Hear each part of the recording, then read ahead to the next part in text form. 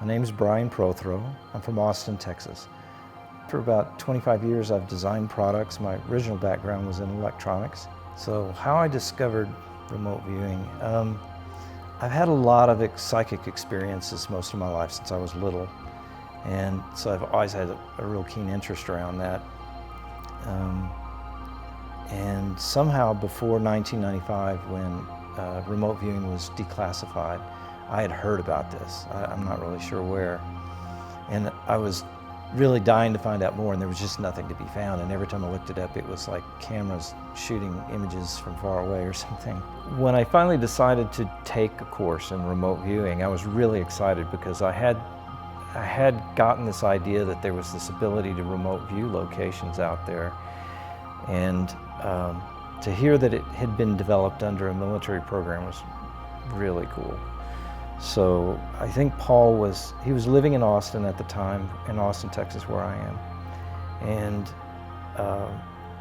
after speaking with him a little bit, I was really happy. I mean, Paul's like this incredibly grounded guy who plays rock and roll guitar, intelligence in the military. And I just love the way he talked about it. He has, really good psychological explanations due to the thousands of trials they've done.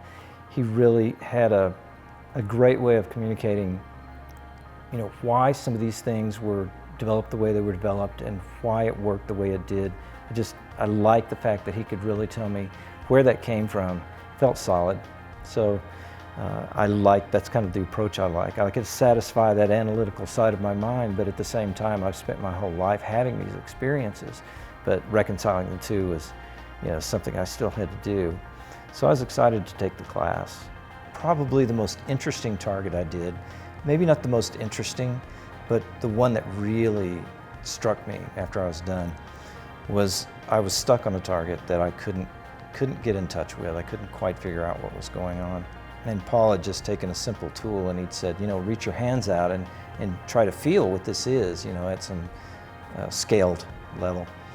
And so I reached my hands out, and at some point I hit something and I kind of got this feeling, and it was kind of like a naval ship, like a battleship or something. And I could feel the turrets and the antenna and things, and so I immediately drew this picture with various pieces in various locations. And I even got this picture, eventually I got the picture of the number on the front of the boat, which started with the letter U, I think. And when I finally grappled with that and it became real for me, suddenly I was getting this idea of a group of men who worked with a purpose. At that time I didn't know it was a naval ship, I just thought it was a ship.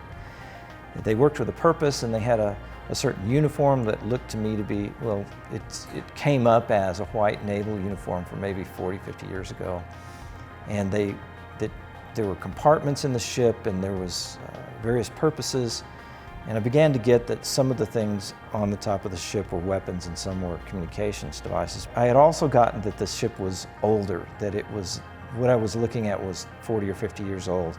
And it currently was sitting in a bay of water, like a very long coastline, like a cove. But I drew all this out and I thought, I'm crazy, I missed this thing. I don't have any idea what it's going to be. So when he finally did turn the picture over, it turns out that this is kind of like a museum naval ship, right? And it's actually sitting in a bay, and it's a place you pay, you go and you visit and whatever.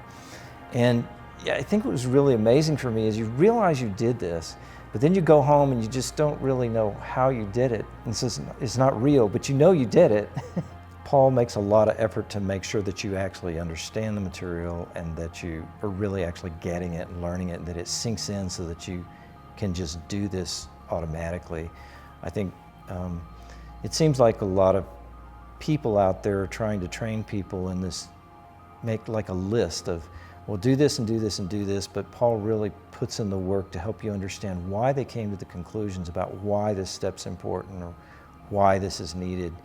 And it gives you a much deeper and profound understanding of why it's important to handle things in a certain way. And if you really commit to that, the kind of information you come up that ends up matching the target is amazing.